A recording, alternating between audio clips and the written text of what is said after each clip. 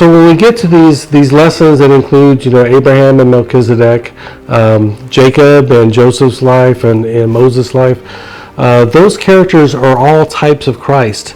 Throughout these stories, God, Moses is writing the accounts of these men, but God is curating the details as Moses is writing, so that they're also describing the story of Jesus.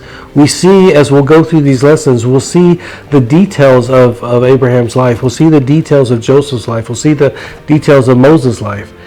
And it's amazing that the details in each of these characters' lives describe what Jesus did in his ministry. For instance, the life of Joseph's life. We see Joseph, he was sold into slavery for 20 pieces of silver, just the way Christ was betrayed for 30 pieces of silver.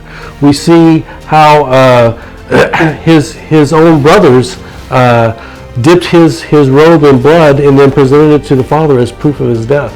And we see Christ's robe being traded away at his crucifixion. Then we see Joseph is cast into prison, and while he's in prison, you have a baker and a wine taster that comes to him, and because they know that Joseph can interpret dreams, so they come to him and they ask him, what's going to happen to us? We had these dreams, and so Joseph interprets the dreams, and Joseph says, well, to the baker, he says. To the wine taster, he says that in 3 days you will be lifted back up to your prior position, and then to the baker he says, in 3 days you will be lifted up and your head will be cut off. And so you see with those stories, it's the same thing as Christ fulfilled at the cross, where Christ told the one thief beside him that today you'll be in paradise with me, and the other left this world without being in Christ. And so you see these parallels throughout these stories, and you start to realize that God was writing a story of Jesus through the lives of these different characters, whether it's from Abraham, whether it's from Melchizedek being the story of the priest king. Melchizedek's story is interesting because there's only 3 verses that talk about Melchizedek. So it's Moses is writing the story of Abraham. He's not writing the story of Melchizedek. Just out of the blue, Melchizedek shows up for 3 verses and then he's gone again. Why in the world did Moses include that story? But then you realize, 1,000 years later, then David writes 1 verse that says, "You will be a priest after the order of Melchizedek." That's the entire Old Testament about Melchizedek.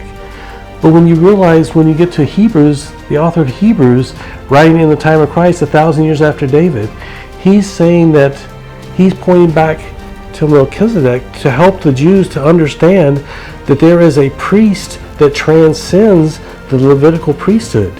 Jesus was not from the tribe of Levi. Jesus could not be a priest according to the Levitical priesthood. Jesus transcended the priesthood, Jesus being from the tribe of Judah, not from the tribe of Levi.